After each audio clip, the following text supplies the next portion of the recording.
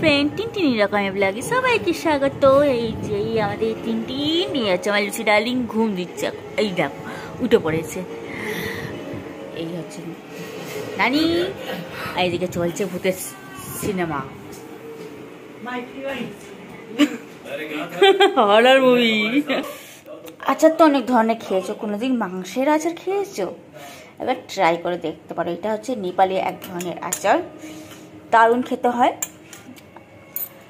বানাচ্ছি এইরকম মাংসগুলোকে ছোট ছোট পিস করে কেটে নিতে হবে। 1 চামচ নুন, 1 চামচ হলুদ দিয়ে এটাকে ভালো করে মাখিয়ে রাখতে হবে। দেখো ভালো করে মাখিয়ে রেখে দিয়েছি। এবার 5-10 মিনিটের জন্য এটা স্টে করতে দিই। 1 চামচ মেথি, সর্ষে, কালো সর্ষে কিন্তু সাদা সর্ষে না, কালো সর্ষে, কালো জিরে, 2টো শুকনো লঙ্কা, যেহেতু আরও একটা লঙ্কা পড়বে, জিরে, মৌরি, গোটা ধনে, তো মেথি বলে দিয়েছি। এগুলো কিন্তু ভেজে মশলা বানিয়ে নিতে হবে, ভাজা মশলা।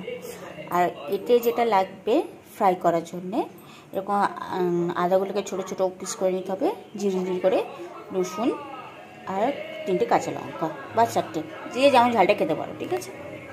এগুলোকে হালকা শুকনো এতে ভেজে নেওয়া হবে, দিয়ে এটাকে পেস্ট করা হবে। এটাকে বলা হয় ভাজা মশলা। দিয়ে দিয়েছি, তেলটা গরম হোক। খাওয়ার পর মাংসটা কোথায় গেল? ওই তেল আবার এগুলোও ভাজতে হবে। আর এই যে ম্যারিনেশন করা রয়েছে, মাংসটা ভাজবো। দাও তো তোমার গরম হোক। মশলা ভাজা রেডি, শুধু পেস্ট করতে হবে। এটা ভাজতে দেওয়া হয়েছে। আর এতে লঙ্কা গুঁড়ো বড় 1 চামচের লঙ্কা গুঁড়ো দেওয়া হয়েছে লাল লাল করার জন্যে। এই হচ্ছে মশলা পেস্ট রেডি।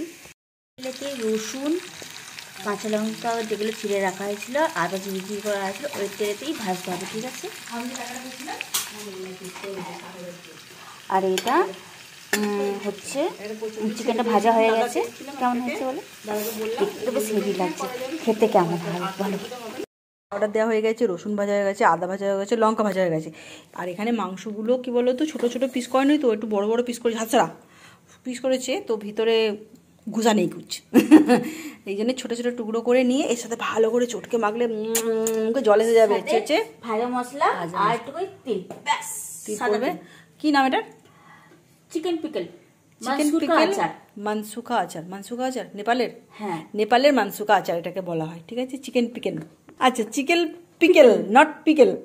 চিকেন পিকল নেই, চিকেন পিকল। হ্যাঁ, সে চুটকাই চলছে এখানে, মানে পুরো মশলা পড়ে যাচ্ছে। পুরো মশলাটা ভালো করে চটকাতে হবে, চটকে ওর সাথে করে মাখাতে হবে। জিভে জল এসে গেছে, সিরিয়াস বলছি। যদিও বলো আমচূড়া তেঁতুলের নাম শুনলে বা আমের কাঁচা আমের নাম শুনলে সবারই একটুখানি জিভে জল আসে। আমার তো হবার আগে আছে, আমি এত তেঁতুল খেতে ভালোবাসি। কি আচারের নাম শুনলে তো অলরেডি জিভে জল আসবে। আর আচারের নাম, একটা কথা বলবো, আমি যখন মেলায় যাই, আমি আচার কিনি না, কারণ আমি যেহেতু বানাতে পারি বলে বিভিন্ন রকমের, আমি আচারের পাশে দাঁড়িয়ে দাঁড়িয়ে গন্ধ শুকি।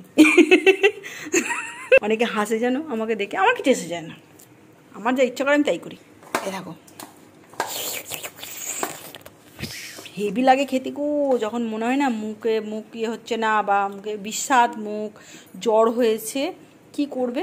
কারণ এতে যে জিনিসগুলো পড়ছে সেগুলো কিন্তু আমাদের শরীরের পক্ষে ভীষণ ভালো।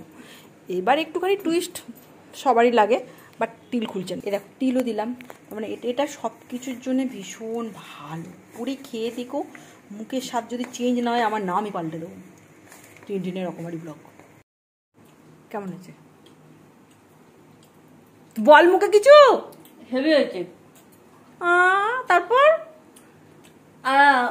অন্য ধরনের স্বাদ।